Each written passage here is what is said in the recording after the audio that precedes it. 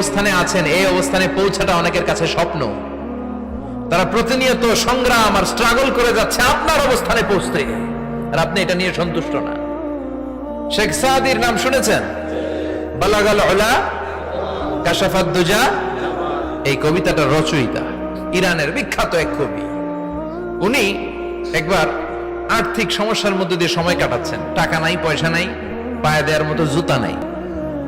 উনি খুব দুঃখ পেলেন, হায় রে, আমি ইরানের এত বড় কবি, আমার পায়ে দেওয়ার মতো জুতা নাই। দুঃখ ভরা মন নিয়ে রাস্তায় হাঁটতে বেরোলেন। হাঁটতে হাঁটতে হঠাৎ দেখলেন একটা লোক শুয়ে শুয়ে কাঁদছে, ওই লোকটার দুইটা পাই নাই, পাই নাই। উনি সেজদায় পড়ে গেলেন, আল্লাহর কাছে ক্ষমা চাইলেন, আল্লাহ অনেক দিয়েছো, শুকর আলহামদুলিল্লাহ। এজন্য যেই পরিস্থিতিতেই থাকি না কেন আমরা কি পড়বো? জোরে বলেন, কি পড়বো? এজন্য কানাতু মিনাল ইসলাম, অল্পে তুষ্ট থাকার নাম হলো ইসলাম।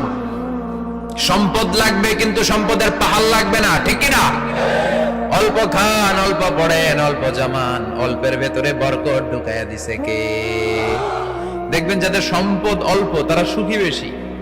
জরিপে এটা দেখা গিয়েছে, অনেক সার্ভেতে এটা এসেছে, যারা সম্পদশালী এরা দুঃখী বেশি।